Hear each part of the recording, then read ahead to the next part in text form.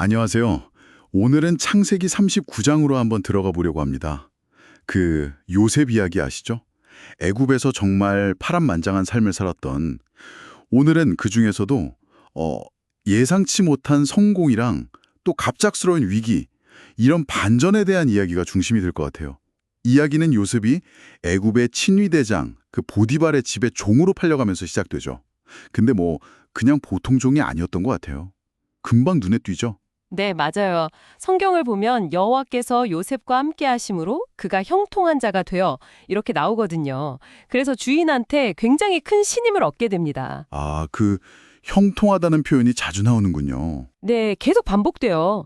2절, 3절, 5절, 나중에 감옥 가서도 21절, 23절에 또 나오고요. 이게 핵심이에요. 그의 성공, 그 형통함의 근원이 하나님 때 있다. 이거 분명히 보여주는 거죠. 그리고 더 재밌는 건 이집트 사람인 보디발도 그걸 알아봤다는 거예요. 아, 정말요? 네, 3절 보면 그의 하나님 여호와께서 그와 함께 하심을 보며 이렇게 나오거든요. 당시 문화나 종교 생각하면 이거 진짜 놀라운 일이죠. 그렇죠. 그 신뢰가 어느 정도였냐면 자기가 먹는 음식 말고는 아예 다 맡겼다고. 네네, 6절에 나오죠. 자기 소유를 다 요셉 손에 위탁하고 간섭하지 않았다고 하니까 정말 대단한 신뢰죠. 그런데 여기서 이야기가 확 바뀌잖아요.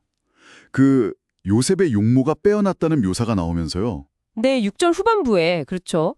그게 또 다른 국면을 만들죠. 보디발의 아내가 눈짓하며 동침을 요구하는 상황이 벌어집니다. 근데 요셉이 이걸 단호하게 거절하죠. 이때 한 말이 참 인상 깊어요. 아, 네, 8절, 9절 말씀이죠. 네. 내 주인이 집안의 모든 소유를 간섭하지 않고 다 내 손에 맡겼고 이 집에는 나보다 큰 이가 없고 주인이 금한 건 당신뿐인데 내가 어떻게 이 큰 악을 행해서 하나님께 죄를 짓겠습니까? 이렇게요. 바로 그 부분입니다. 여기서 요셉의 기준이 드러나요. 이게 그냥 주인과의 관계, 인간적인 의리 이런 차원이 아니라 하나님 앞에서. 그렇죠. 하나님께 죄를 짓는 문제로 인식하고 있다는 점. 이게 그의 신앙과 도덕적 기준이 어디에 있는지를 아주 명확하게 보여주는 대목이죠. 와, 정말 중요한 포인트네요. 우리가 살면서 어떤 유혹이나 결정 앞에서 뭘 기준으로 삼아야 할지 생각해보게 만들어요. 맞습니다. 이게 하루 이틀 유혹한 게 아니잖아요. 10절 보면 날마다 유혹했다고 나와요. 그래도 요셉은 듣지도 않고 아예 같이 있으려고도 안 하죠. 피하려고 애를 썼는데 결국 사건이 터지죠. 네. 어느 날 요셉이 일 때문에 집에 들어갔는데 마침 아무도 없었던 거죠. 그때 여인이 옷을 붙잡고 또 요구를 하니까. 요셉이 옷을 그냥 버려두고 도망쳐 나오잖아요. 네.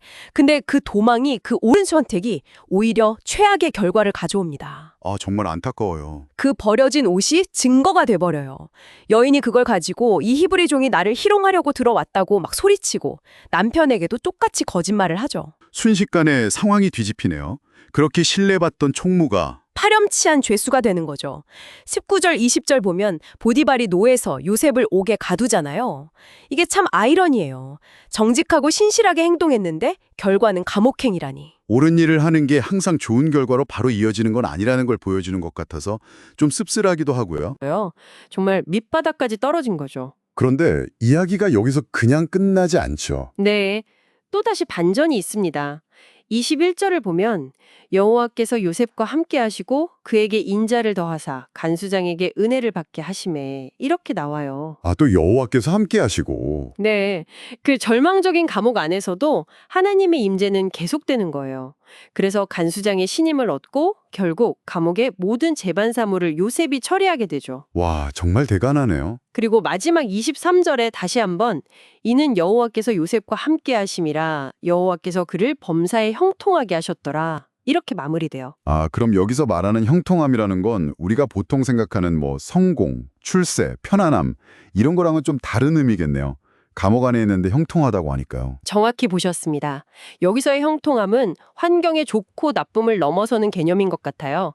어떤 상황에 있든지 하나님이 함께 하시고 그분의 도우심 속에서 여전히 영향력을 발휘하고 쓰임받는 상태. 뭐랄까, 장소가 보디발의 집이든 감옥이든 나중에 총리가 되든 그게 중요한 게 아니라 하나님과의 관계가 지속되고 있느냐, 이게 핵심인 거죠. 네, 창세기 39장을 보니까 성공의 정점에서 정말 나락으로 떨어졌다가 또 그 절망 속에서도 하나님이 함께 하시면서 다시 일어서는 요셉의 모습. 이걸 통해 진짜 형통이 뭘까 다시 생각해 보게 되네요. 결국 이 이야기가 우리에게 던지는 질문 같아요. 만약 당신이 요셉처럼 정말 바르게 살려고 했는데 그 선택 때문에 오히려 더 큰 어려움에 처하고 오해를 받는다면 그런 상황 속에서 당신은 하나님의 함께하심 혹은 그 형통함을 어떻게 발견하고 또 이해할 수 있을까요? 한번 깊이 생각해 볼 만한 질문인 것 같습니다.